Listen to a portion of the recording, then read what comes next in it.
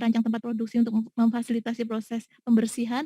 Nah, biasanya untuk lampirannya ini diganti dengan lampiran pernyataan self declare dari pelaku usaha. Jadi ini ada ikrar ya, seperti ini. Nah, ini biasanya ini mewakili dari lampiran yang pertama. Jadi di sini misalnya contohnya adalah yang bertanda tangan di bawah ini pemilik usaha, kemudian dengan ini menyatakan menggunakan bahan yang pasti halal, memproduksi dengan persyaratan halal. Nah, ini sudah cukup ya. Nah, kemudian eee,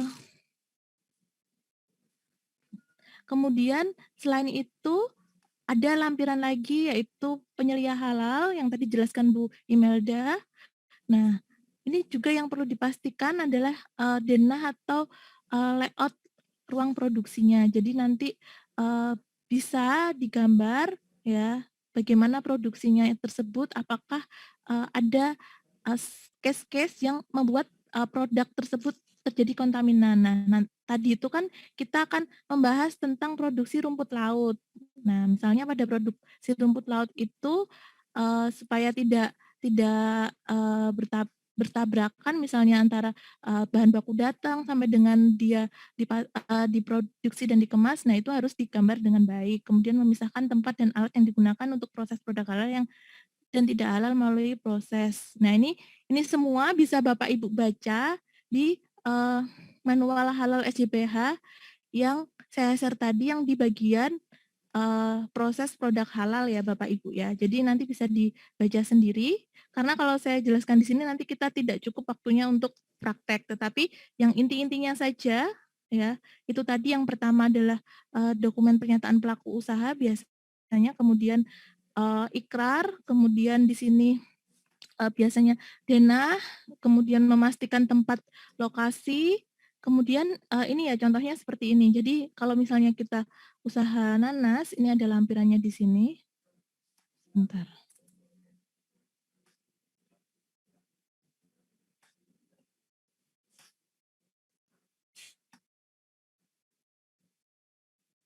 Nah, ini misalnya seperti ini ya. Jadi, pada bagian yang orange itu misalnya penerimaan bahan baku, kemudian yang biru, itu adalah proses, penyimpanan bahan baku, yang hijau bisa pada proses, processing, kemudian,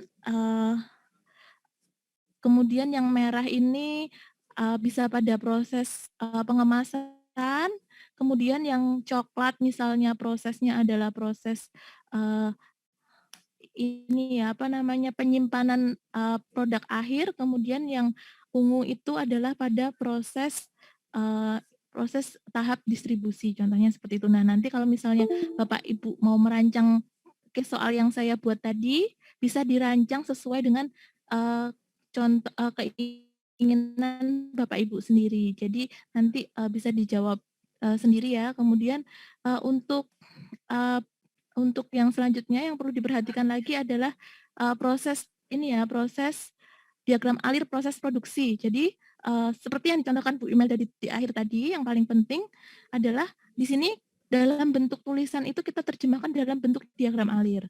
Nah, namun nanti misalnya baik case, tidak diterjemahkan dalam bentuk diagram alir pun tidak apa-apa.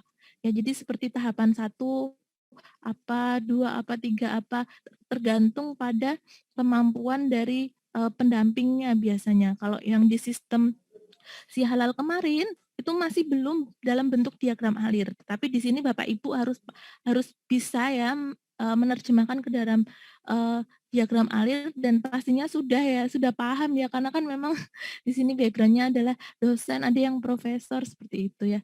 Nah, jadi memang, harapannya adalah bisa diterjemahkan ke dalam diagram alir.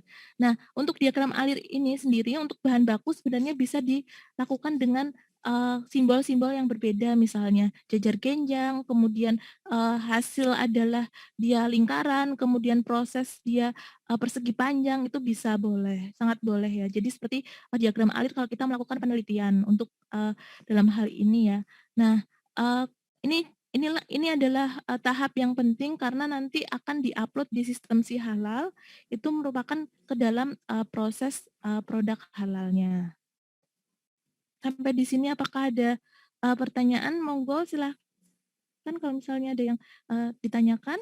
Kemudian, eee, bagaimana untuk, identifikasi aktivitas kritis ya dari, proses, tadi ya dari proses yang, Bapak Ibu lakukan ya dari alur PPH-nya.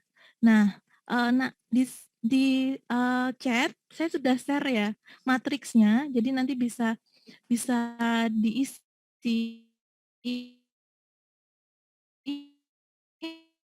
materi. mmm.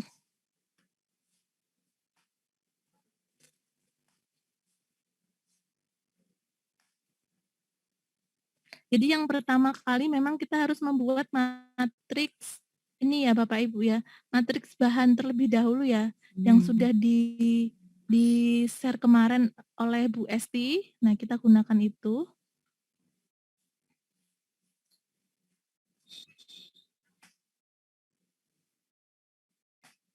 Nah, kita gunakan dulu ini. Jadi dari bahan-bahan tadi kita identifikasikan ya, daftar nama bahannya, kemudian jenis bahannya apa, produsennya apa, kemudian ada tidak sertifikat, nah itu kita harus, jabarkan terlebih dahulu. Ya, jadi seperti tadi kan ada rumput laut. Nah, di sini rumput laut itu dia diambil langsung dari laut misalnya, karena kan Lombok dekat dengan laut ya. Nah, dari situ berarti dia termasuk positive list ya, jadi Ya, tidak, bukan bahan, kritis ya, termasuk bahan tidak kritis, alami. gitu. Ya, kemudian, gelatin. Nah, ini yang perlu diperhatikan. Nah, gelatinnya ini dia menggunakan gelatin yang seperti apa, misalnya dia menggunakan gelatin yang, terbuat dari tulang, kemudian di sini kita harus tahu produsennya. Nah, kemudian dicek ya, sudah pernah ngecek ya Bapak Ibu di Sihalal ya? Nah, itu dicek di Sihalal nomor sertifikatnya. Kemudian untuk sirup glukosa itu juga sama ya, karena di sini melalui proses dan pastinya ada, hal-hal yang kita tidak tidak tahu prosesnya ya, sehingga kita tidak bisa jamin. Nah, oleh sebab itu, sirup glukosa ini kan kalau misalnya kita lihat ke pabriknya kan juga, tidak memungkinkan. Nah, itu kita bisa cek dari produsennya, apakah Wih, kalau produsennya beli sudah kemasan mensertifikasi ini agak sulit kita. itu ya. Kemudian, gula juga sama ya, gula. Kemudian, pewarna kuning. Nah, kemarin ada kasus di UKM, di mana pendamping itu tidak menguasai hal-hal seperti ini, ya. Jadi, Bapak Ibu bisa lakukan dengan cara misalnya, kita minta ke pelaku usaha menunjukkan bungkusnya, ada tidak Iya, label, logo halal LP ya, POM betul. atau iya logo halal, sorry, logo halal MUI-nya ya. Nah, itu, kita bisa cek dari situ atau kita bisa cek dari, brand-nya, kemudian kita cek juga ke, eee, webnya halal MUI, bisa ya. Nah, cuman kalau misalnya memang pendamping, tidak bisa mengecek, kan, bisa melaporkan ke ini ya, ke, lembaga pendamping ya, dengan cara yang penting identitas bahannya itu jelas. Jadi misalnya, eee, di sini, pewarna kuning muda, mereknya apa. Nah, karena pewarna ini juga riskan. Setiap setiap apa namanya, setiap, jenis pewarna itu pasti nanti, ada yang tidak ada sertifikat halalnya, ada yang ada. Kemudian setiap merek itu juga akan menentukan, apakah itu ada sertifikat halalnya atau tidak. Nah, seperti itu. Kemudian ada tidaknya, logo, halal MUI. Kalau kemarin begitu sih dari kami. Misalnya ditelusur sertifikatnya tidak ketemu, kita tulis kalau ada logo halal MUI-nya, seperti itu Bapak Ibu. Paham ya sampai di sini ya? Jadi ini, memudahkan juga untuk, pendamping dalam, terjun ke lapangan. Nah, kemudian dari bahan ini ya, kita akan, melihat ini ya, melihat tadi ada tidaknya alur yang dia, melibatkan proses ini, proses, eee, kritis atau tidak ya. Nah, itu bisa kita lakukan di, kita isi di matriks PPH PPH yang saya share di Excel. Nah, sudah dibuka Bapak Ibu? Ini saya share ya di sini ya. Maaf ya saya, ganti-ganti screen soalnya memang banyak dokumen yang harus di-share kemudian ini ya. Ini saya share untuk matriks, ini, seperti ini contohnya. Nah ini memang, belum semua saya isi, nanti bisa diisi sendiri ya. Misalnya di sini tadi kan, ada kategori ya, bahan, alat, atau proses produksi. Nah, itu kira-kira diragukan atau tidak? Kalau misalnya, tidak diragukan karena memang sudah ada sertifikat halalnya, itu bisa ditulis di keterangan. Jadi ada, sertifikat halal MUI nomor sekian, atau sertifikat halal, LPPOM, atau kalau misalnya dari luar negeri bisa, tetapi, kita harus cek juga itu, diakui oleh halal MUI atau tidak, seperti itu. Ya, tetapi saya rasa ya untuk UKM itu memang simpel. Jadi, jarang sekali menggunakan sertifikat halal yang dari luar negeri, seperti itu. Nah, kemudian untuk temuan, misal Bapak Ibu melihat ya, ketika proses, produksi terjadi temuan, misalnya, pada proses, di sini alat ya, alat-alat yang digunakan ternyata terbuka dan berpotensi terkena kotoran hewan. Dan ketika kita melihat atau mendatangi di sana, oh ternyata ini ada satu alat itu yang, dia itu terkena kotoran cicak atau apa gitu kan, itu kan bisa menjadi temuan. Atau, dari proses yang kita kunjungi di UKM, itu ketika proses, penyimpanan memang dilakukan terbuka, tetapi di sini pemilik usahanya aware sekali. Jadi ketika ketika apa namanya, ketika Bapak Ibu sorry maaf bukan Bapak Ibu ya. Jadi ketika mau melakukan proses produksi ya, peralatannya itu dicuci kembali. Nah itu kan, sudah menghilangkan adanya temuan ya. Jadi, dalam proses tersebut, sudah dianggap, layak ya, maksudnya layak, mmm, menjalankan proses produk halal karena memang secara tidak langsung sebenarnya proses produk halal ini, awareness-nya berhubungan dengan ini ya, dengan hygiene dan sanitasi ya, eee, produksi ya, hygiene dan sanitasi sebenarnya. Nah, kemudian proses produksi juga sama ya, misalnya pada proses pengeringan, sinar matahari, misalnya eee, kemungkinan kontaminasi atau tidak. Misalnya pada proses pengeringan, dia secara langsung di atas, dijemur ya, seperti jemur kerupuk itu ya, di atas pagar, dijemur. Nah, itu kan, merupakan adanya, temuan ya. Kemudian misalnya di sini, oh ternyata untuk melindungi dari potensi kontaminasi, apa, agar-agar yang dijemur tadi masih dilapisi oleh plastik. Jadi secara tidak langsung, jadi tidak langsung dia terpapar oleh udara yang ada di luar, seperti itu contohnya. Nah itu bisa, bisa ini ya, bisa, menghilangkan adanya, kontaminasi. Kemudian jika ada temuan, ya tolong dituliskan kalau ada temuan, seperti itu. Paham ya Bapak Ibu sampai di sini ya?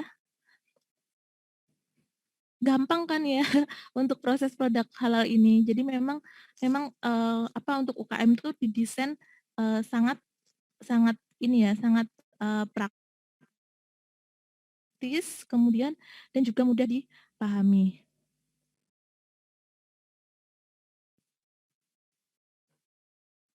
Nah, untuk penelusuran produk dan pengendalian produk yang tidak sesuai dengan kriteria ini ya, kemudian, eee masuk ke dalam matriks bahan tadi ya secara otomatis ya, seperti itu. Kemudian, dalam hal ini untuk, persyaratan produk halal ya, dalam persyaratan produk halal, nah di sini pendamping, pastinya secara langsung memastikan ya nanti, proses produksinya apakah berjalan dengan, baik sesuai dengan proses produk halal, seperti itu. Dari sini kira-kira dari praktek, produk halal, proses produk halal yang saya sampaikan, eee, bisa dimengerti ya Bapak Ibu ya? Insya Allah bisa. Oke, baik. Kalau begitu monggo kalau mau, mencoba mengerjakan atau mau ganti soal? Kalau mau mencoba mengerjakan monggo silahkan. Iya, Mbak Galuh ada yang mau ditanyakan? Ya, mohon maaf Bu Atika dan juga Bapak Ibu yang lain, ini sedikit pertanyaan. Tadi kan disampaikan, saya lihat ya, kalau air itu tidak ada sertifikasi halal. Itu jika produsennya itu menggunakan air kemasan, misalnya air isi ulang, yang ternyata isi ulangnya itu juga distributor dari air, dari sumber air yang lain. Kan kita tidak, saya sendiri jujur tidak tahu bagaimana proses air itu diambil dari proses penyulingan. Yang saya tahu adalah ada alat untuk ngebornya gitu kan, kemudian ada mesinnya di situ. Berarti kan melalui proses meskipun itu air, kecuali memang airnya itu menimba sendiri dari sumur yang dimiliki oleh produsen itu. Nah, itu bagaimana Bu Atika? Terima kasih. Oke, baik, Mbak Galuh, terima kasih pertanyaannya. Saya juga pernah, ini ya, mengikuti, pelatihan dan mendapat pertanyaan yang sama. Jadi, untuk proses air itu memang riskan ya Bapak Ibu ya, terutama untuk air kemasan itu memang harus dipastikan, sertifikasi halalnya. Kemudian kalau misalnya airnya itu sekarang kan modelnya air RO, seperti itu ya Mbak Galuh ya maksudnya ya? Nah, Ya. air RO, kemudian air yang, dia memang proses, penyulingan sendiri, seperti itu. Ya. Nah, itu bisa dikonfirmasi dari alat yang digunakan. Ya, jadi kita bisa cek dari alat yang digunakan, misalnya alat yang digunakan itu dia, komposisinya apa saja, nah itu kita bisa cek. Kemudian, apakah alat yang digunakan tersertifikasi halal? Karena kan sekarang kan tidak hanya produk makanan minuman dan pasti, yang industri memang, sudah diproduksi massal itu kan pasti arahnya ke arah halal ya, bahkan kulkas aja, kulkas ada yang kulkas halal, nah seperti itu. Jadi memang, sebenarnya produsen yang aware, yang paham, itu pasti sudah melakukan sertifikasi halalnya. Nah kemudian kalau misalnya memang produsen tersebut tidak tidak sesuai dengan kriteria halal, dalam artian ternyata alatnya itu, penyaringannya menggunakan arang aktif, kan di situ kan, sangat riskan ya, kenapa kok air minum tuh harus ada halal halal MUI-nya karena yang kemasan ya, dan juga yang melalui proses penyulingan, karena itu tadi, dia melewati, apa saja yang, eee, di yang ada pada alat tersebut. Nah, padahal hal-hal yang ada alat tersebut seperti logam, kemudian itu kan, bisa dari tulang, kemudian, ada zat-zat, kandungan kimia yang kita tidak tahu ya. Nah itu, harus dipastikan kalau itu berasal dari, sumber yang halal, seperti itu. Itu Mbak Galuh ya.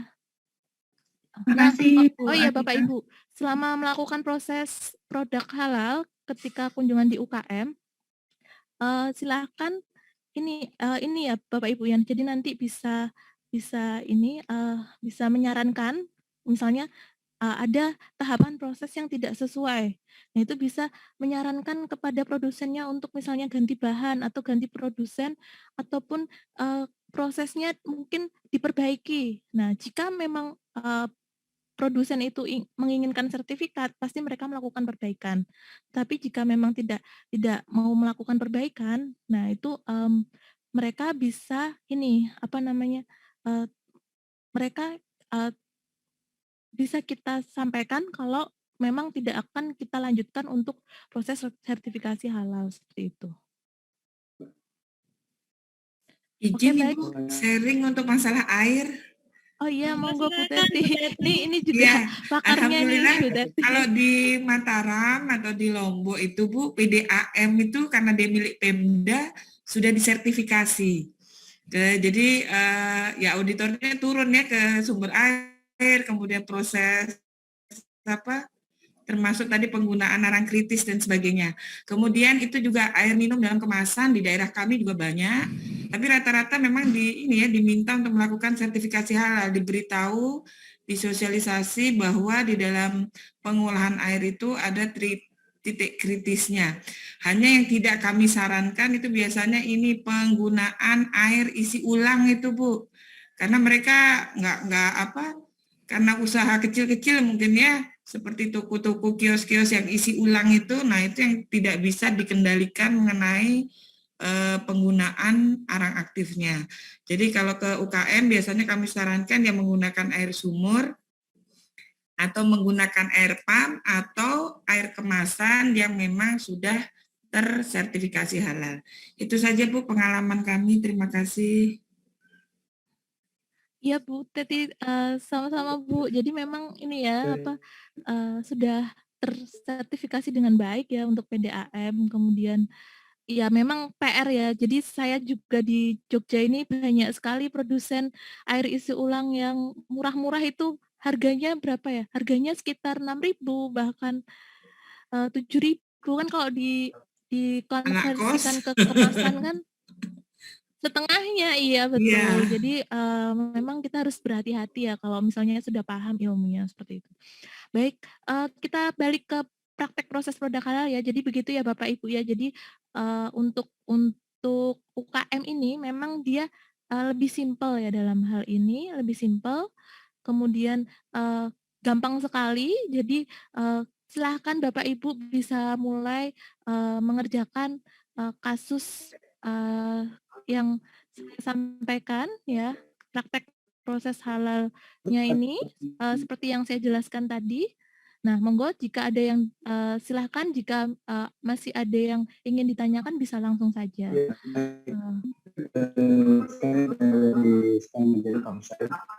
Halo, Jadi apakah halo dari Bapak? Mohon maaf, dari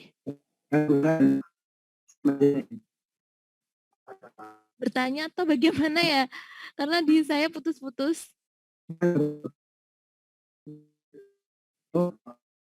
Mbak Oti mungkin bisa membantu Mbak Oti. Saya cek ada X yang terbuka ya, Bu Atika, selain punya Bu Atika, Oh, baik.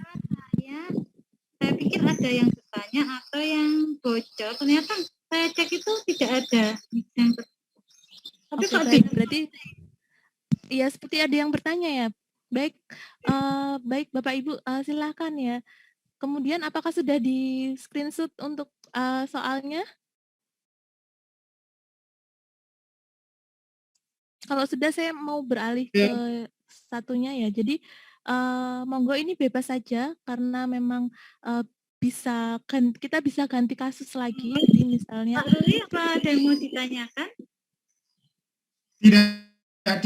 Tidak. Cuma mana yang soalnya itu? Oh ini Pak yang saya share ini. Yang di layar Pak. Berwarna merah Pak tulisannya. Oh iya, baik-baik. Saya foto dulu. Tahnya iya. Ya.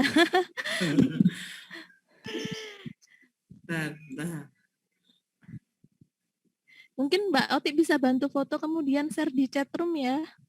Baik. Saya di screenshot kan. Belum nampak soalnya nih. Ya.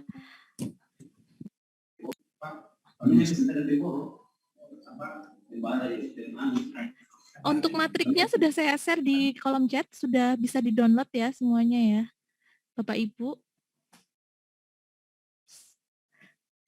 Karena yang biasanya aktif menggunakan handphone itu akan tidak bisa mendownload di kolom chat biasanya. Jadi di sini tidak ada yang ini ya, tidak ada yang terkendala ya untuk matriksnya.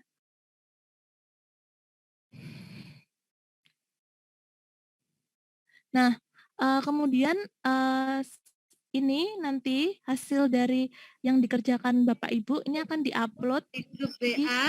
aplikasi Si Halal seperti itu. Oh, ada yang belum menemukan matrik di kolom chat. Saya share di grup WA, pripun ya? Iya, enggak apa-apa, silahkan.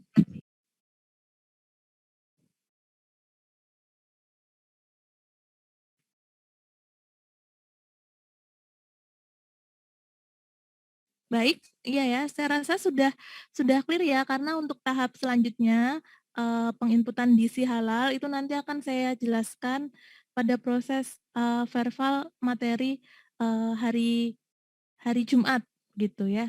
Jadi saya rasa untuk praktek proses produk halalnya eee, cukup di proses jadi alurnya tadi yang saya sampaikan ya, mulai dari saya ulang sekali lagi ya, karena ini memang penting ya, mulai alurnya PPH-nya kita buat alur, jadi dari kita kunjungan, kemudian kita tuliskan bahannya apa saja, kemudian cara membuatnya bagaimana, kita buat alur, eee, seperti diagram alir yang saya share tadi, di mana diagram alir tersebut, boleh dilakukan boleh ditulis atau digambar simbol-simbolnya berdasarkan pada, proses atau bahan baku atau produk jadinya.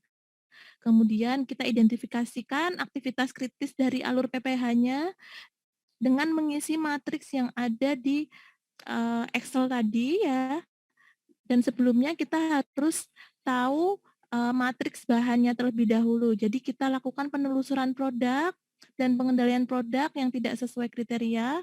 Nah, dari situ semua kita bisa simpulkan produk tersebut masuk ke dalam persyaratan produk halal atau tidak. Dan untuk versi lengkapnya ya, ini kan versi UKM ya. Versi lengkapnya di industri yang dia sudah besar ya, sudah biasanya menengah ke atas, itu bisa dilihat di manual halal SJPH. Nah, tetapi sekali lagi yang saya sampaikan ini adalah mengadopsi pada manual halal SJPH yang pada proses produk halalnya ya. Jadi ada ini ya, ada bagian proses produk halal. Nah, pada proses produk halal tersebut hampir sama ya, intinya hampir sama, tapi di sini kita kita persimpelkan ya, kita simpelkan ya maksudnya ya. Nah, kita simpelkan supaya pelaku UKM itu mudah memahami dan juga bisa mendeskripsikan dengan baik seperti itu.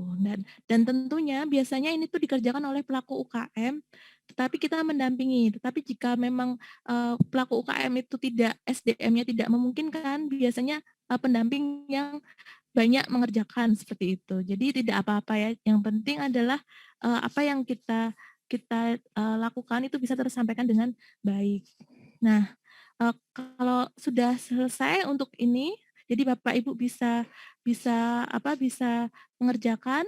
Kemudian saya akan ada sedikit studi kasus juga minta tolong ya Mbak Oti nanti di screenshot-kan kemudian di ini ya dikirim ke kolom chat di WA atau nanti saya share PPT-nya. Nah, jadi setelah ini ada beberapa studi kasus ya. Nah, selain praktek PPH yang saya sampaikan tadi, silakan Bapak Ibu memilih ya studi kasusnya 1 atau 2 atau 3 yang ingin dikerjakan. Nah, nanti saya berikan waktu sekitar 15 menit cukup ya mungkin ya 15 menit.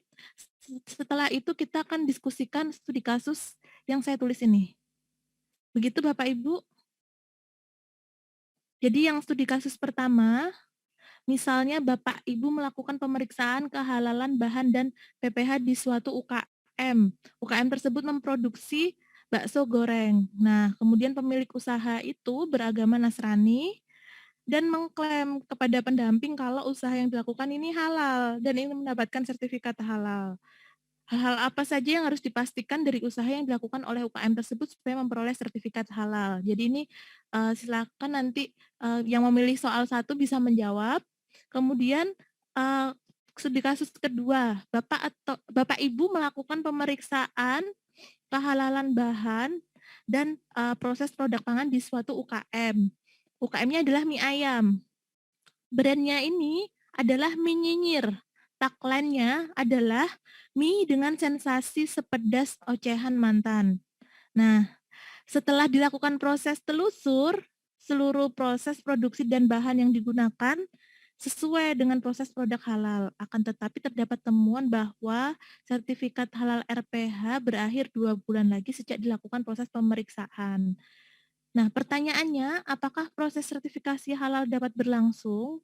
Jika tidak dapat berlangsung, apa penyebabnya dan apa yang dapat pemilik UKM lakukan dengan memperhatikan saran Bapak atau Ibu sebagai pendamping PPH. Kemudian studi kasus ketiga adalah Bapak atau Ibu ditugaskan untuk melakukan pemeriksaan kehalalan di UKM bakery. Nah, setelah dilakukan visitasi, ternyata proses produksi sedang memproduksi produk cake Black Forest. Nah, ini dibayangkan saja dulu ya Bapak Ibu ya, enaknya cake Black Forest itu seperti apa. Nah, kemudian saat menyaksikan proses pembuatan, ternyata menggunakan tepung terigu, mereknya segitiga biru, telur, gula pasir, mereknya Gulaku, kuasnya tanpa merek, namun di ganggangnya ada tulisan Pure Bistel, kemudian ram essence mereknya Butterfly, kemudian coklat batangan merek Kolata, selai blueberry mereknya Ana coklat, dan margarin Blue Band. Nah, ini ada pertanyaan. Ini agak panjang ya, tidak apa-apa ya. Bagaimana cara Bapak atau Ibu menentukan bahan tersebut halal atau haram? Kemudian bahan apa saja yang dianggap kritis dari proses produksi tersebut? Nah, silakan Bapak Ibu bisa kerjakan, terserah mau kerjakan yang mana dahulu. Bisa studi kasusnya dahulu karena nanti akan kita lakukan proses diskusi ya setelah 15 menit dari sekarang. Boleh dikerjakan ketiganya atau memilih soal dari satu dari studi kasus tersebut. Begitu, saya rasa jelas ya untuk pertanyaan studi kasus. Oh iya Bapak Ibu, jadi studi kasus ini berdasarkan pada pengalaman saya mendampingi UKM. Jadi kemarin itu memang itu adalah seperti ini ya. Jadi mari kita diskusikan seperti itu ya. Baik, saya berikan waktu 15 menit, berarti nanti pukul 10.15 WIB ya, kita kembali lagi ke Zoom ini. Silahkan, tapi ini saya akan tetap memantau, jadi kalau misalnya Bapak Ibu ada yang mau ditanyakan bisa langsung bertanya.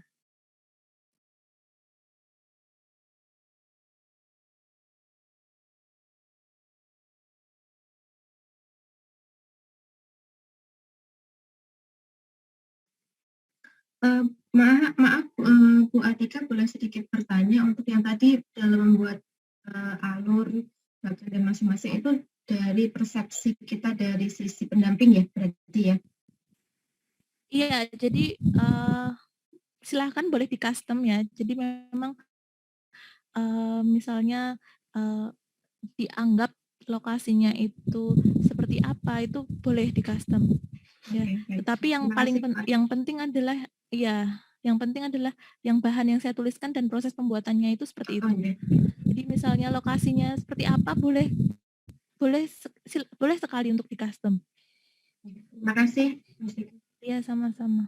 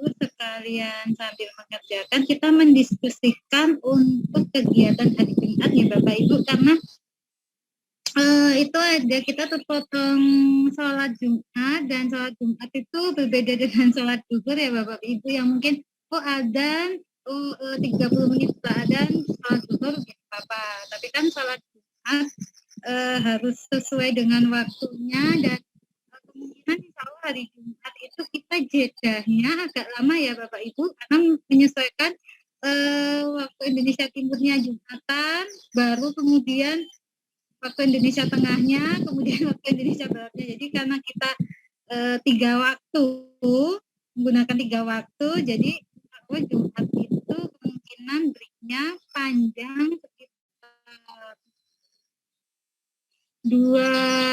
lebih dari 2 jam Bapak Ibu untuk memulai kembali.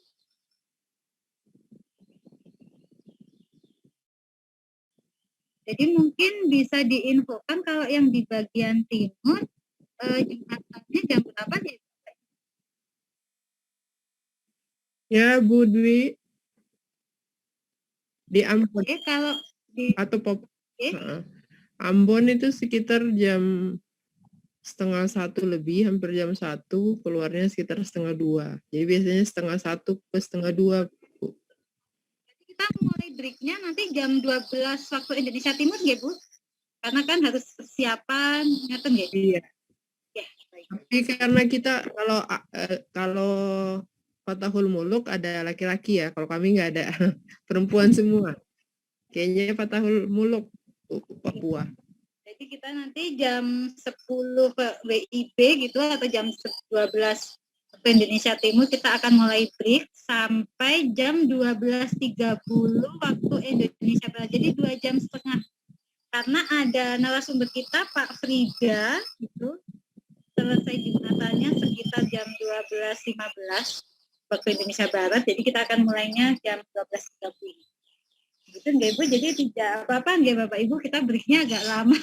Mungkin nanti di waktu Indonesia Timurnya jadi memulainya setelah break agak udah mulai sore gitu nggak? Karena menyesuaikan 3 waktu. Baik, monggo silakan dilanjutkan kembali Bu Atika.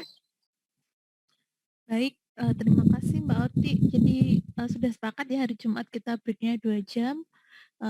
Baik, Bapak Ibu, saya rasa sudah cukup ya waktunya ya untuk mengerjakan praktek proses produk halal yang sangat sangat simpel ini ya. Nah, saya kan sebenarnya ada soal satu lagi nih ya, tapi saya tidak mau membebani Bapak Ibu ini karena kan juga ada kesibukan yang lain. Jadi untuk soal yang praktek produk halal ini untuk latihan saja, tidak dikumpulkan. Jadi yang dikumpulkan adalah yang rumput laut yang saya jelaskan tadi ya. Nanti akan saya share di WA saja ya untuk latihan ya, praktek yang ini lebih kompleks. Jadi dia warung makan. Nah, kalau warung makan itu kan menunya banyak sekali. Kemudian bahan-bahan yang diproduksi itu juga banyak. Nah, itu biasanya lebih kompleks dan istilahnya lebih sulit ya untuk mengidentifikasi produk-produknya. Nah, nanti akan saya share di chat WA apa di sini ya, nanti akan saya share ya. Nah, sekarang kita diskusikan saja yang studi kasus tadi ya. Jadi ada tiga macam kasus. Nah, silakan yang mau menjawab untuk pertanyaan pertama terlebih dahulu, saya persilahkan. Bapak atau Ibu dari mana? Monggo, silakan.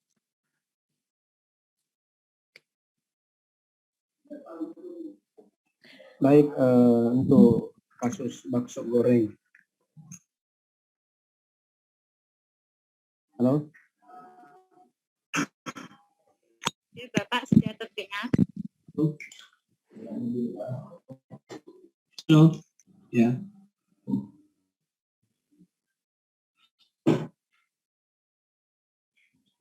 Dari Pak Husain, dari Stan Madinah. Ya, Bapak. Bapak atau Ibu? Ya. Ya. Pak Husain. Husen ya, Pak Husen. Pak Hussein. Dari? Ya. Dari Stan Majene. Oh iya, Bapak silahkan. Ya baik, untuk kasus pertama itu bakso goreng ini kan narasinya adalah pemiliknya seorang Nasrani. Kemudian tentu bagaimana cara dia mendapatkan sertifikat halal itu. Mohon Jadi maaf, Bapak pertama, kurang jelas di saya. halo, gimana Mbak? Sudah jelas suaranya? Kurang Halo. jelas di saya, apa sinyal saya yang kurang baik ya? Suaranya Mbak sini jelas sekali. Yang lain, apakah tetap jelas suara Pak Husain? Kalau suaranya Mbak Bu. sini jelas Mbak. Oh jelas. Baik, Terdengar jelas ya. baik. Silahkan, ini sudah jelas kembali. Ya baik. Untuk kasus pertama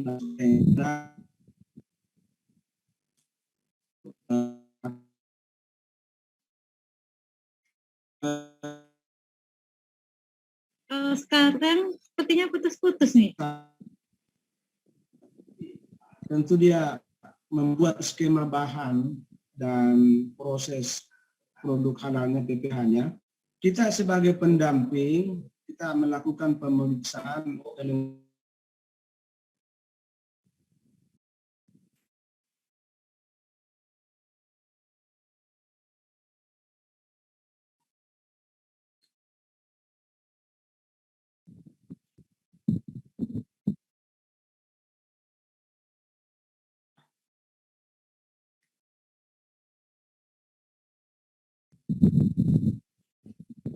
Baik, Pak Husen tidak ada di ruang Zoom ya? Sepertinya. Sepertinya tadi sempat putus. Iya. Iya. Oke, baik, mungkin pertanyaan kedua dulu ya dari studi kasus kedua. Ada Bapak atau Ibu yang berkenan untuk share jawaban dan berdiskusi dengan kami? Silahkan. Oh, ini sudah kembali. Halo, Bapak, Pak Husen. bisa lanjutkan. Ya, oke. Terus kita lakukan pemeriksaan kelengkapan dokumen permohonan, bahan, skema, dan kalau perlu kita dapat melakukan verifikasi ke lapangan untuk bahan yang dibutuhkan, kepastian kehalalannya.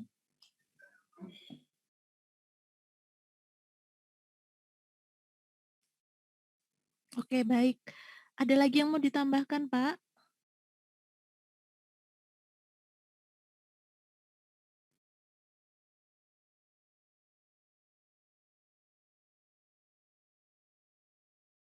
Bapak Ibu, ini Pak Husennya terpental ya?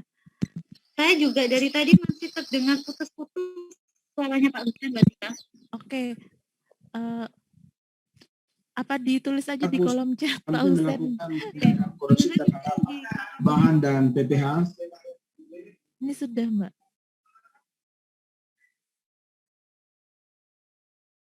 Kemudian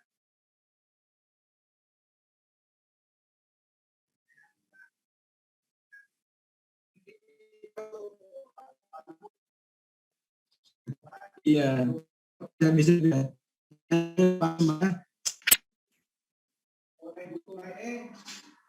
yuk kita terima yang lain.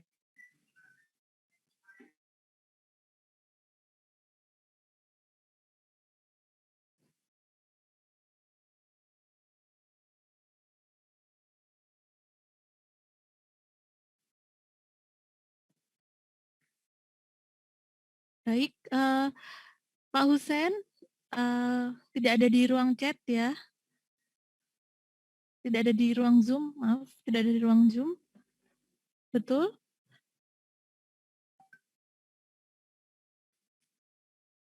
Masih di ruang Zoom, Bu Atika, tapi memang Masih suara ya? koneksinya sepertinya belum terdengar ini.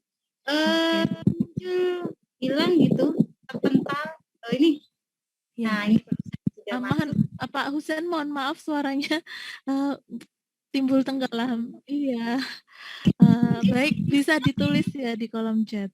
kan dulu Pak, mungkin terlalu dekat atau ya, video mempengaruhi juga.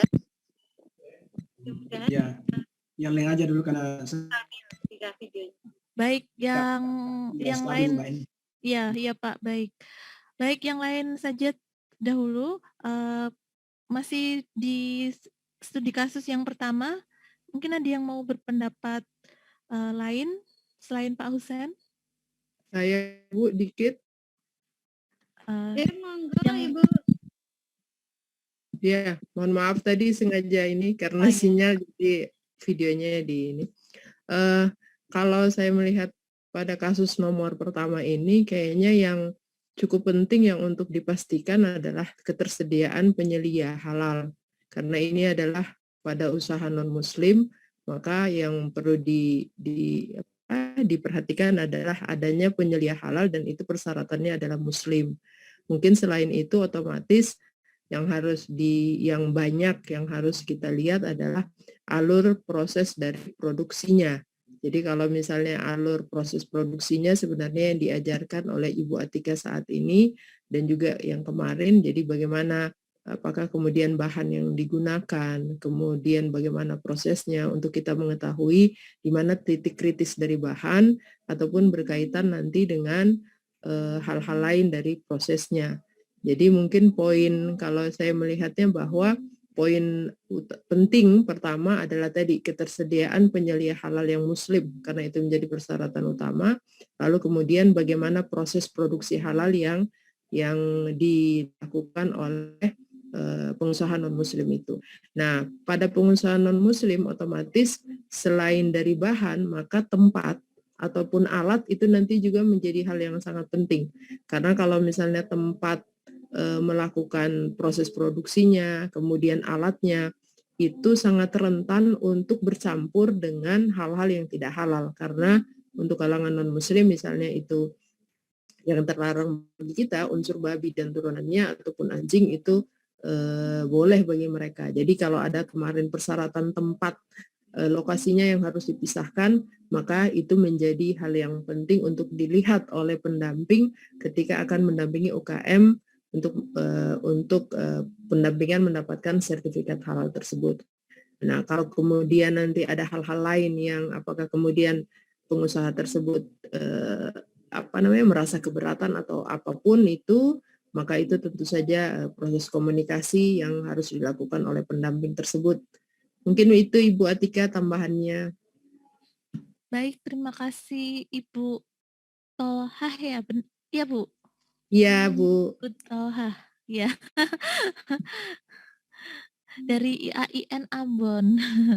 Ya, jauh betul. ya Bu, ini jauh-jauh semua ini Ya. pesertanya luar biasa ya. Saya sangat senang karena bisa berkenalan dengan Bapak Ibu yang lokasinya berada jauh dari Yogyakarta seperti itu ya. Baik, terima kasih. Iya, terima kasih Bu atas jawabannya. Jadi memang benar ya. Pastikan dulu kalau penyelia halalnya muslim. Kemarin juga ada kasus di saya di mana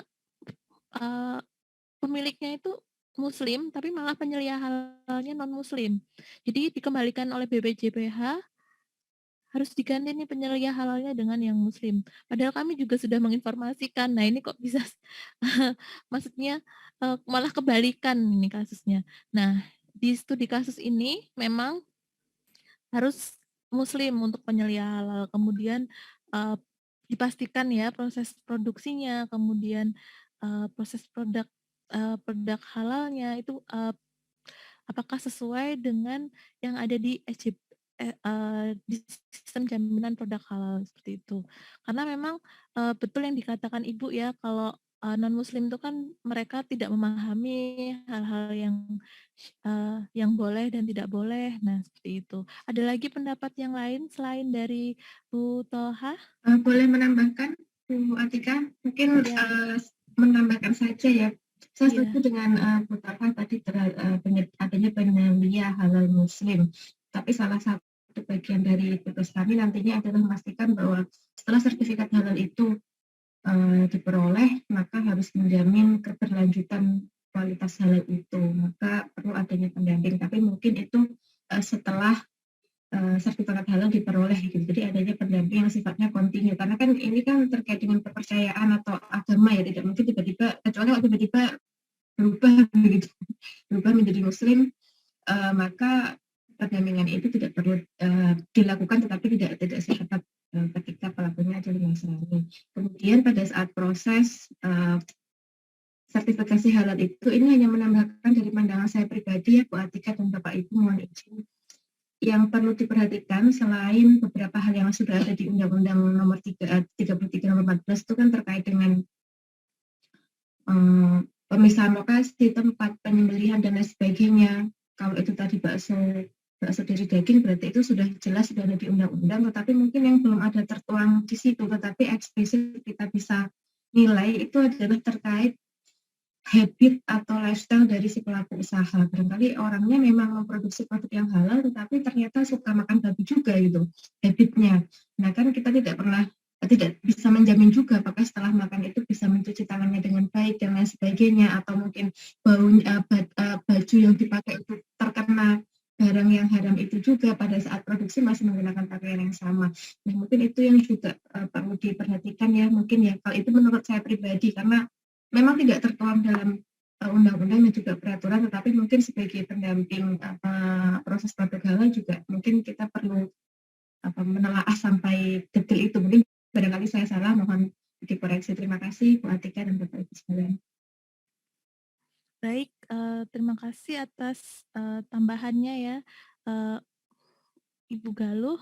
Nah, untuk jawaban keduanya memang benar ya. Jadi memang habitnya, kemudian Bu Thalhah tadi menyampaikan kalau harus dipisah. Nah itu juga benar. Nah kemudian bagaimana maintenance ketika mereka yang mau berkecimpung di dalam produksi itu nanti dalam kondisi yang bersih dan juga suci ya, karena kan sudah memegang najis ya. Terutama kalau misalnya nanti ternyata ada anjing yang ada di lokasi. Nah, itu mungkin bisa disampaikan di proses produk halal tadi kan di matriks juga ada kan, apakah ada kontaminan, kemudian apakah ada temuan. Nah, nanti mungkin bisa dituliskan ya. Jadi semua yang diamati oleh pendamping ini bisa dituliskan, kemudian nanti akan ditelaah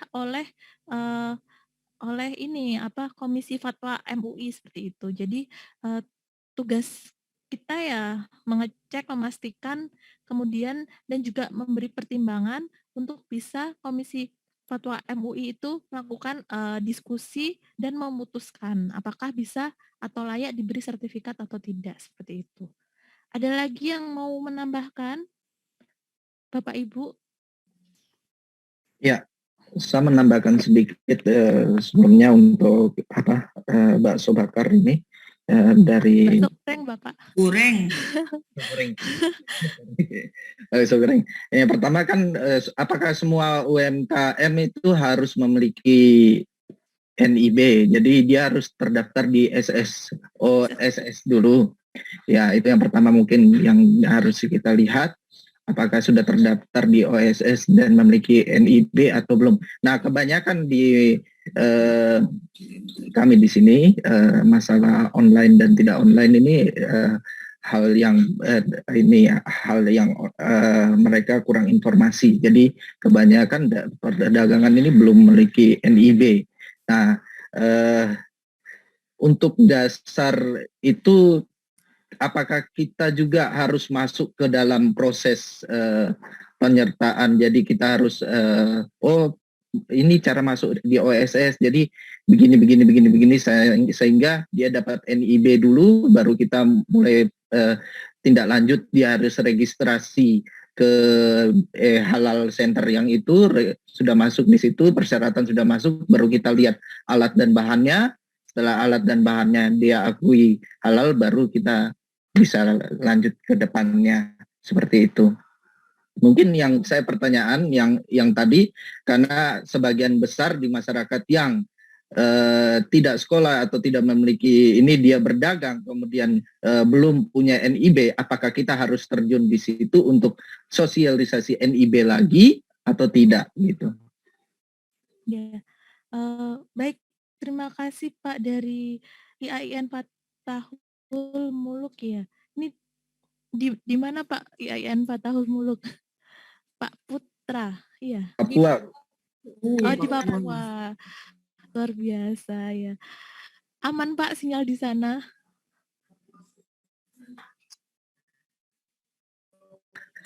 Alhamdulillah, ya kadang-kadang aman sih sebenarnya. Ya karena saya dapat info kalau kadang mati lampunya lumayan lama ya Pak ya kalau di sana. Ya. Ya. Baik, pertanyaannya Pak Putra ini banyak ya. Jadi memang kalau pengalaman kami yang 2021, memang gerbang utamanya itu adalah NIB. Jadi harus memiliki NIB. Jadi ketika mau memasukkan identitas dan membuatkan akun di Si Halal, itu tuh syaratnya pertama tuh harus memiliki NIB, dan NIB itu bisa diakses melalui OSS. Nah, seperti itu.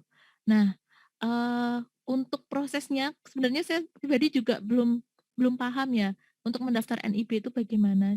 Ya, tapi kabarnya bisa secara online melalui OSS tadi, dan memang tidak rumit ya.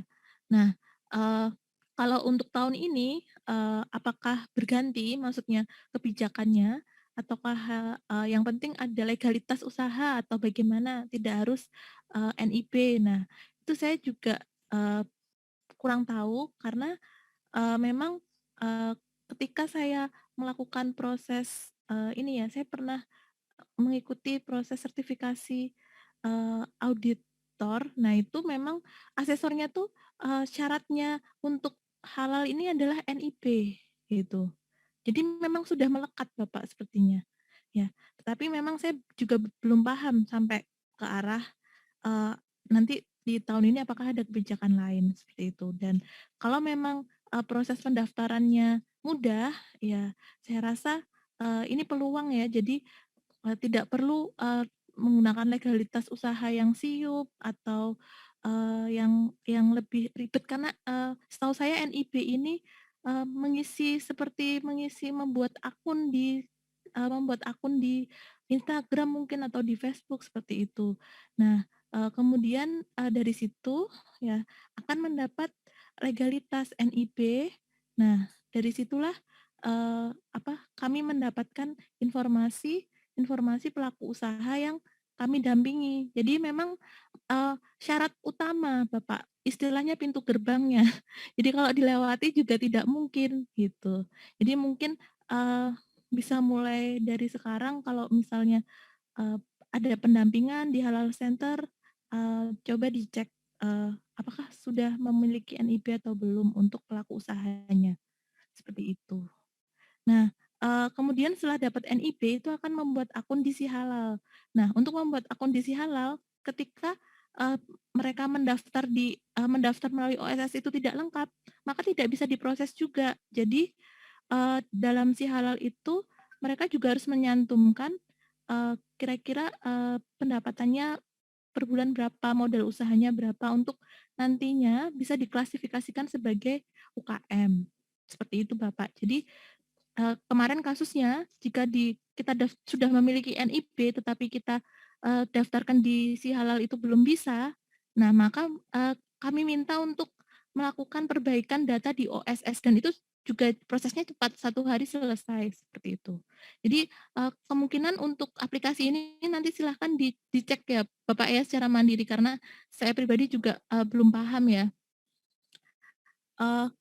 Cara pendaftarannya, kemudian prosesnya seperti apa, nanti bisa Bapak cek di website, mungkin ada Pak, seperti itu.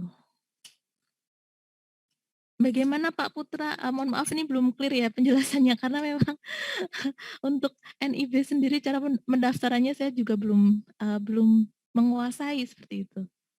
Ya, nanti Iya. Ya, terima kasih lagi. Nanti baru saya coba. Iya, Pak. Jadi memang itu kemarin tuh pintu gerbangnya di situ. Jadi mohon maaf Bapak, tapi untuk proses pendaftarannya bagaimana, kami memang bukan ranah kami gitu, Pak. Iya. Untuk selanjutnya, eee, ini raise hand ya? Bu Galuh ya? Oke, silahkan. Baik, mungkin sedikit ya, mohon maaf Bu Atika dan juga Pak Ika, saya menambahkan terkait dengan NIB itu.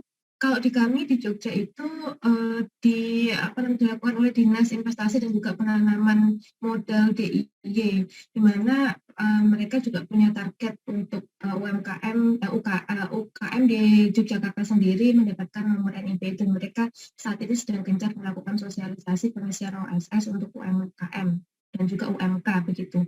Jadi mungkin kalau di kota lain saya kurang tahu, tetapi kalau di kami ada di Dinas Investasi dan Penanaman Modal DIY gitu. Ini sedikit membagi informasi saja, barangkali mungkin Bapak Ibu di kotanya masing-masing mungkin ada lembaga dinas lain mungkin yang sedikit berbeda penamaannya, tapi tugas saya untuk itu tetapi yang saya pahami adalah karena saya ada rekan juga di sana, ada kolega di sana, mereka di setiap daerah sudah mempunyai trainer untuk mentrainer gitu, untuk mentraining gitu ya, UMK di wilayah masing-masing. Mungkin itu saja sedikit informasi dari saya. Terima kasih Bu Atika. Ya alhamdulillah nih malah Bu Galuh paham ya, jadi bisa memberikan informasi sedikit untuk Pak Putra. Baik, saya rasa untuk kasus 1 cukup ya, jelas, kemudian clear, bisa dipahami dan juga kita tutup kasusnya. Baik, sekarang pada kasus 2 ya, Bapak Ibu silahkan untuk kasus 2 ada yang ingin menyampaikan Izin Bu, pendapatnya? menjawab. Oke, ya, silahkan Pak Indra. Oke, terima kasih. Untuk kasus 2, saya menjawab berdasarkan dari pemahaman saya. Yang pertama, mungkin yang perlu dievaluasi adalah nama. Jadi brand menyinyir lah. Nyinyir ini kan kalau menurut saya itu kan hal yang tidak baik, menimbulkan tidak baik secara agama. Sehingga nggak baik kalau misalkan mendapatkan sertifikat untuk nama ini bisa diganti. Misalkan mie nyamleng. Nyamleng kan kalau bahasa Jawanya itu enak itu. Atau mie enak kok yang kesannya baik gitu. Itu yang pertama, nama. Kemudian yang kedua itu terkait dengan tagline. Ya. Mie dengan sensasi sepedas ocehan mantan lah. Sepedas ocehan mantan itu kan akan menimbulkan hal yang tidak baik juga itu kan. Apalagi misalkan orang yang pernah mengalami seperti itu kan akan terasa nggak jadi makan di situ. Nah itu juga lebih baik diganti. Ya baik misalkan mie dengan sensasi sepedas semangat hari ini untuk bekerja atau beraktivitas seperti itu kan. Itu akan lebih baik itu kesannya. Itu terkait nama. Kemudian di sini sudah ada penjelasan terkait dengan proses produksi dan bahan yang digunakan itu sudah sesuai dengan proses produk halal. Nah, akan tetapi ternyata ada temuan bahwa sertifikat halal RPH ini, rumah potong hewan ini berakhir 2 bulan lagi.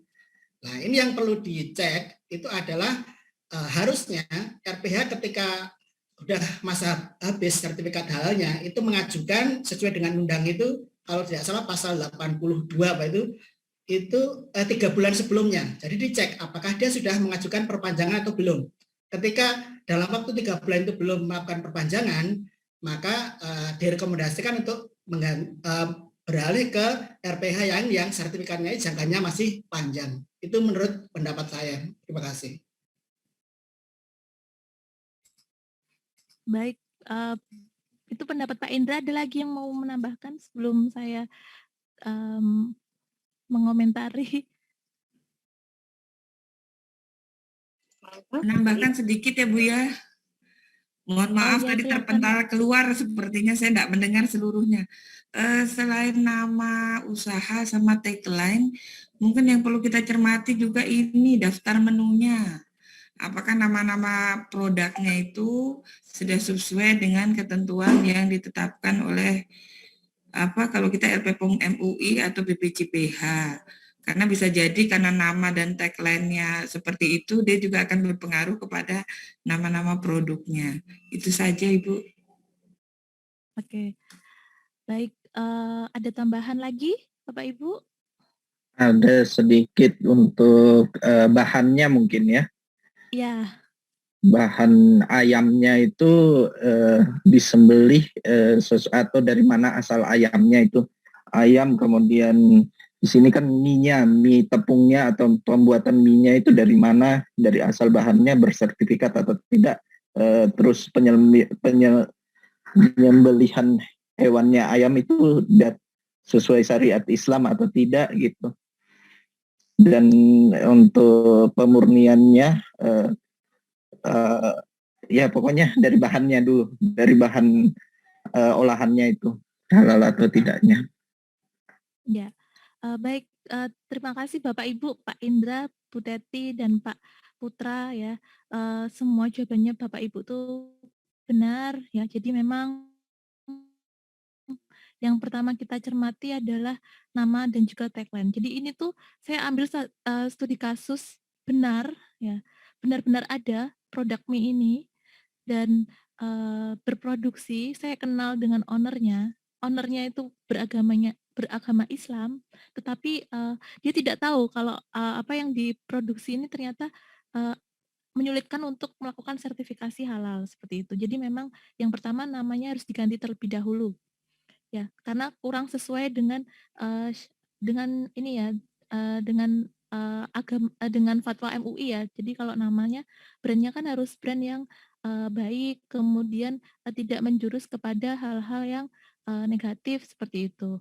Nah, kemudian terkait dengan menu juga bisa kita cek. Misalnya di sini kan ada juga mie setan. Nah, mie setan tuh nanti kan levelnya level 1, 2, 3 namanya kan juga akan berpengaruh kepada nama produknya seperti yang disampaikan Bu Teti tadi, benar apa adanya. Kemudian untuk sertifikat halal. Nah, untuk sertifikat halal ya, jadi Pak Putra tadi menyampaikan juga perlu dilihat proses penyembelihan ayam ya Pak ya. Nah, itu sebenarnya RPH-nya itu sudah punya sertifikat halal. Jadi sebenarnya itu sudah pernah diaudit oleh diaudit halal ya sebenarnya untuk RPH-nya. Namun sayangnya adalah expired 2 bulan lagi. Nah, ini kita sebagai pendamping harus melakukan pengecekan ya, pengecekan apakah sudah diperpanjang atau belum. Kalau memang sudah diperpanjang, kita minta dokumen bukti kalau perpanjangan. Karena apa? Karena perpanjangan itu minimal 3 bulan sebelum expired.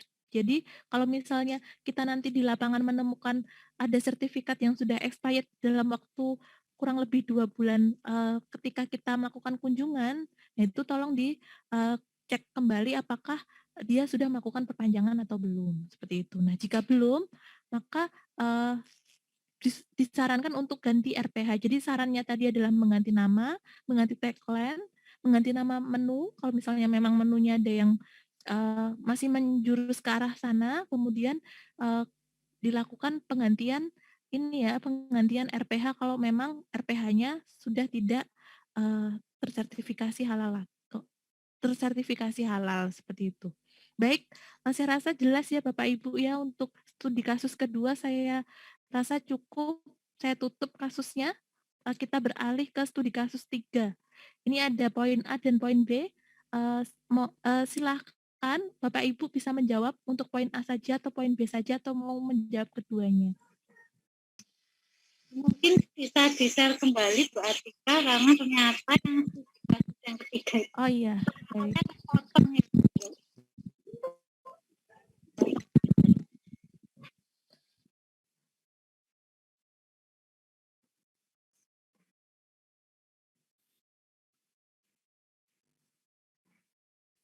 Dari semua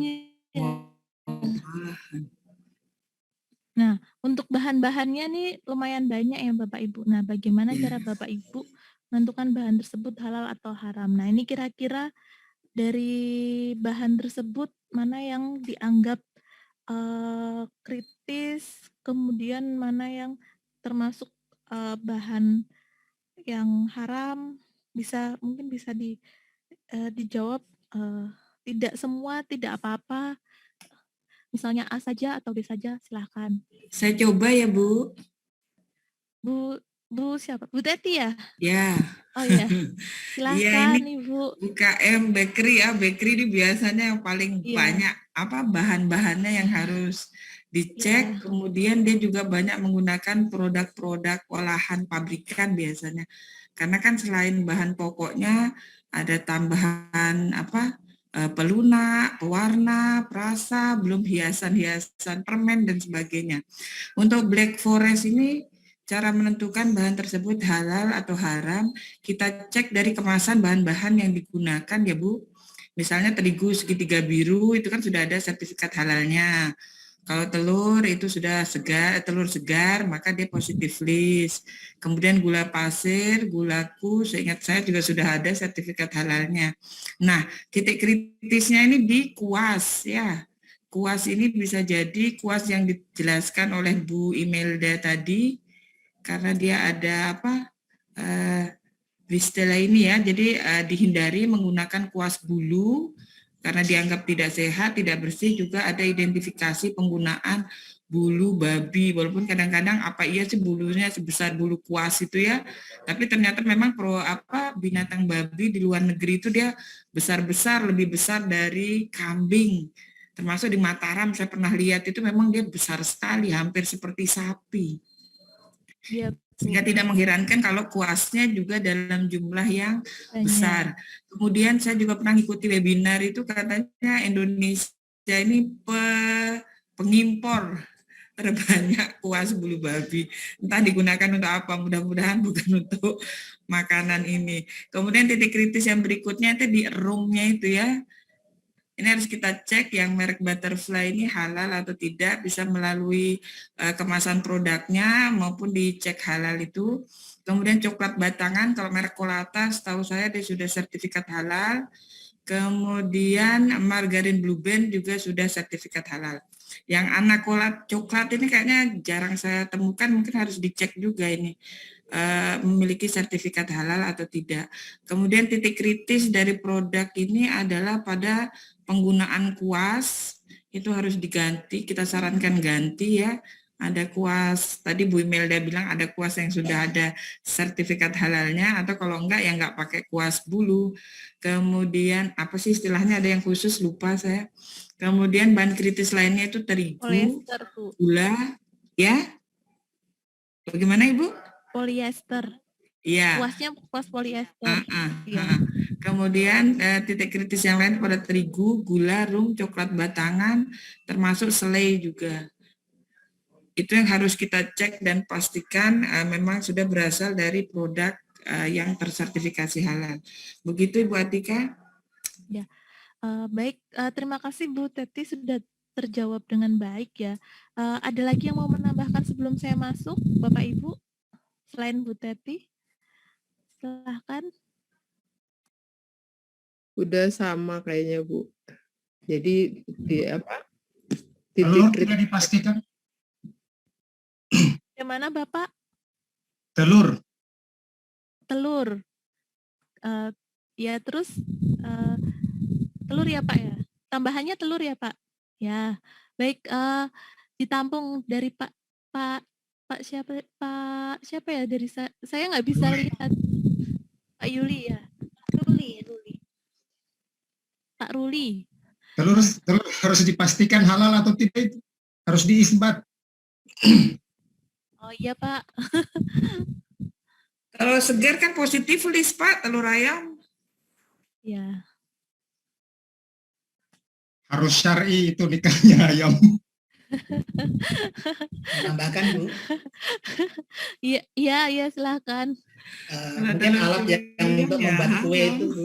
Jadi alat membuat kue kan bisa misalkan pakai oven lah. Dalam oven itu apakah yang di oven itu ada bahan yang halal atau tidak, perlu dicek kepastiannya juga. Baik, ada lagi yang mau menambahkan? Monggo, ini usaha bakery ini memang kompleks, agak susah. Iya betul, agak susah untuk mendapatkan sertifikasi halalnya. Bu Atika, telur itu kan sekarang sudah ada yang kemasan juga ya. Jadi kuning telur itu sudah bisa dibeli dalam bentuk plastikan itu, dalam bentuk apa ya? Bahan yang isinya putih telur saja. Jadi memang produksinya memang putih telur. Itu ada, kuning telur ada, putih telur ada. Jadi itu mungkin barangkali bakery-nya menggunakan itu juga perlu dicek juga. Kecuali kalau telurnya itu bulat, kemudian ngambil di peternakan yang produsen tahu sendiri. Apalagi kalau telurnya itu juga ada yang telur bulat tapi sudah ada di kemasan, itu kan berarti kan ada produsennya, apakah sudah dicuci dengan bersih dan lain sebagainya. Mungkin memang betul termasuk positive list, tetapi kan produknya sudah berkembang ya saat ini ya, termasuk itu tadi telur kemasan, kuning telur kemasan, putih telur kemasan, itu mungkin ya. Terima kasih. Ya. Baik, terima kasih ya Bapak Ibu atas ini partisipasi dalam menjawab studi kasus yang ketiga. Memang kalau kita ngomongin bahan-bahan itu bakalan bakalan banyak berdiskusi. Oke, baik, saya sedikit tambahkan ya. Jadi memang betul yang disampaikan Bapak Ibu ya. Jadi kita harus kritis ya dalam hal ini. Kita tahu bahwa usaha kue itu memang paling sulit. Nah, ini juga berdasarkan pada studi kasus. Jadi memang ada kita waktu itu saya mendampingi usaha bakery dan memang terkendala di sini. Nah, yang pertama dibahas adalah seperti produk-produk yang sering kita temui seperti tepung terigu segitiga, kemudian kalau ada merek-mereknya itu bisa dicek di kemasannya ya. Bisa dicek di kemasannya apakah ada logo halal atau tidak. Kemudian bisa melalui www.halal.mui. Kemudian kita juga bisa cek di positive list ya. Jadi misalnya untuk hal ini kalau telur menggunakan telur segar itu pasti sudah positive list. Kemudian kalau misalnya telurnya olahan, nah itu harus kita pastikan. Seperti misalnya kuning telur sekarang kan modelnya dikeringkan. Nah, seperti itu juga kita harus cek karena kita tidak tahu ya proses pengeringannya itu dia nanti menggunakan bahan penolong apa supaya tidak teruapkan ya, karena kan proses pengeringan itu harus ada bahan tambahannya dan juga bahan penolong yang digunakan supaya kondisi telurnya itu nutrisi yang selama proses pengolahan itu tidak banyak berkurang dan juga tidak teruapkan semua seperti itu. Kemudian untuk kuas ini tanpa merek ya memang rentan ya. Jadi kalau beli kuas itu sebaiknya yang sintetis dan memiliki sertifikasi halal kalau memang itu untuk food grade. Tapi kalau hanya untuk menggambar ya kita cukup pastikan sintetis saja sebenarnya sudah aman. Nah, kalau misalnya ada tulisan yang paling rawan itu adalah biasanya made in China, kemudian dibuat dari Bristol, pure Bristol. Nah, itu yang paling sering ya kasus ditemukan di kuas. Nah, itu biasanya mengandung campuran bulu babi. Bisa itu dia tulisannya 100% Cina Bristol atau tulisannya pure Bristol. Nah, itu biasanya mengandung babi. Nah, kemudian untuk room essence. Nah, room ini memang sesuatu yang haram ya, karena memang ini termasuk homer ya. Ya, walaupun dalam bentuk essence ya, dia namanya room itu dia haram ya, seperti itu ya Bapak Ibu ya. Jadi yang namanya room walaupun dia essence tapi ada tulisannya room itu sudah pasti haram ya, karena memang itu nama dari Homer. Kemudian untuk coklat batangan merek Colata, kemudian Selai Blueberry itu harus dipastikan apakah sudah tersertifikasi halal. Tapi di sini untuk margarin, selai, coklat itu memang saya tuliskan yang sudah tersertifikasi halal seperti itu Bapak Ibu. Ya, jadi alhamdulillah Bapak Ibu sudah menjawab dengan baik studi kasus 1, 2 dan 3. Silahkan kalau misalnya ada yang mau ditambahkan dari yang penjelasan saya sampaikan.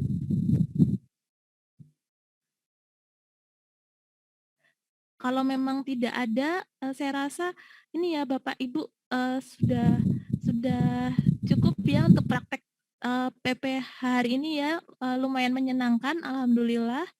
Kemudian bisa berjalan dengan baik dan saya rasa Bapak Ibu juga memahami bahan kemudian ini juga jauh lebih baik. Cuman di sini ini hanya sedikit ya, sedikit sharing kasus-kasus yang sering saya dapat di lapangan seperti itu. Semoga bisa membantu nantinya ketika Bapak Ibu melakukan pendampingan. Baik, Mbak Oti, setelah ini acaranya apa ya? Oh iya, silakan Pak. Ada pertanyaan Mbak ini. Ya, silakan Pak Husen. Adakah waktu yang diberikan kepada pelaku usaha ketika ternyata ada temuan yang harus dikoreksi dan harus diperbaiki, itu kira-kira ada waktunya nggak? Berapa hari itu supaya bisa dikembalikan ke pemeriksaan kembali? Ada waktunya yang diberikan kepada pelaku usaha? Baik Pak. Kalau untuk proses produk halal di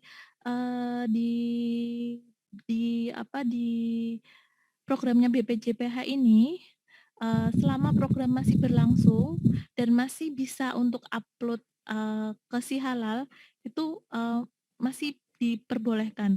Kalau kami kemarin itu karena memang waktunya mepet, jadi dalam 1 bulan itu mereka sudah harus istilahnya sudah harus melakukan proses ini ya, proses produk halal di Si Halal, penulisan sampai dengan diverifikasi dan validasi oleh pendamping. Jadi waktunya kemarin cuma 1 bulan. Tapi untuk tahun ini saya kurang tahu berapa lama. Tapi yang pasti selama proses atau selama program masih dibuka itu masih diberi kesempatan untuk melakukan perbaikan. Jadi kemarin gini Pak, kami upload pelaku usaha upload di Si Halal, kemudian dari Si Halal itu akan diverifikasi oleh pendamping. Nah, ketika pendamping memverifikasi, maka draftnya akan masuk di verbal oleh BPJPH. Nah, dari BPJPH itu nanti misalnya ada yang kurang lengkap atau ada yang tidak sesuai, misalnya tadi ternyata penyelia halalnya kok non-muslim di KTP yang dilampirkan. Nah, itu otomatis di akun tersebut akan ada pemberitahuan, tolong diganti dengan penyelia halal yang beragama muslim, seperti itu. Terus nanti selama program itu masih berjalan, nah kami pelaku usaha itu, dari pelaku usaha masih bisa melakukan perbaikan. Seperti itu, Pak. Pak Husen, halo. Ya, jadi seperti itu ya, Pak ya. Nanti kalau misalnya kurang jelas, bisa japri saya ya, nomor saya ada di WA, di WA grup. Atau bisa disampaikan di grup. Bagaimana Pak Husen?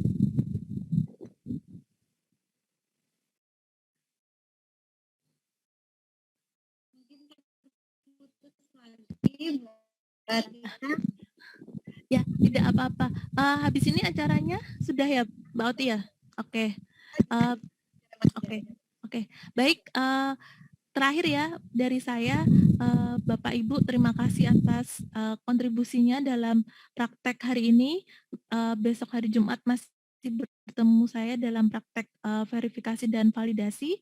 Nah, semoga tetap semangat dan nanti kita akan membahas banyak di proses verifikasi dan validasi tentang ini tentang Si Halal tadi ya, terutama yang pada bagian verbal seperti itu. Nah, hari ini cukup. Nanti silahkan untuk tugas tadi ya, untuk yang praktek PPH pembuatan permen rumput laut bisa di-upload di link ya. Silahkan nanti di-uploadnya hari ini boleh. Nah, kalau misalnya ada yang ditanyakan bisa melalui WhatsApp group. Kemudian saya ada contoh soal untuk warung makan, nanti bisa saya share di WhatsApp group juga. Seperti itu. Kurang lebihnya saya mohon maaf. Wassalamualaikum warahmatullahi wabarakatuh. Waalaikumsalam warahmatullahi wabarakatuh. Seperti yang sudah ya Bapak Ibu, para peserta TOT, bahwa diskusi kita tidak berakhir hanya di live Zoom hari ini, tapi bisa dilanjutkan Jadi Bapak Ibu, karena rangkaian acara pada hari ini sudah selesai kita laksanakan, akan saya tutup Bapak Ibu. Demikianlah ini trainer pendamping PPH bagi lembaga pendampingan PPH dari perguruan tinggi keagamaan Islam pada hari ini Rabu 19 Januari 2022 dengan tema proses produk halal dan praktek pembuatan daftar bahan dan narasi alur proses produk halal. Terima kasih saya ucapkan sebesar-besarnya kepada narasumber kita pada hari ini yaitu Dr. Imelda Fajriati MSI dan Ibu Atika Yadiani Insani yang merupakan pengelola halal center UIN Sunan Kalijaga Yogyakarta sekaligus dosen di program studi kimia Fakultas Sains dan Teknologi UIN Sunan Kalijaga Yogyakarta. Mudah-mudahan apa yang narasumber sampaikan pada hari ini menjadi amal jariah sebagai ilmu yang bermanfaat yang menambah keimanan kita kepada Allah. Marilah kita tutup rangkaian kegiatan hari ini dengan baca hamdalah. Alhamdulillah. Alhamdulillahirabbil alamin. Terima kasih ya Bapak Ibu atas partisipasinya dan kerjasamanya. Dari saya mohon maaf kalau ada salah kata. Wabillahi taufiq wal hidayah. Wassalamualaikum warahmatullahi wabarakatuh. Waalaikumsalam warahmatullahi wabarakatuh. Terima kasih. Sama-sama Bapak Ibu ya. Saya izin pamit ya.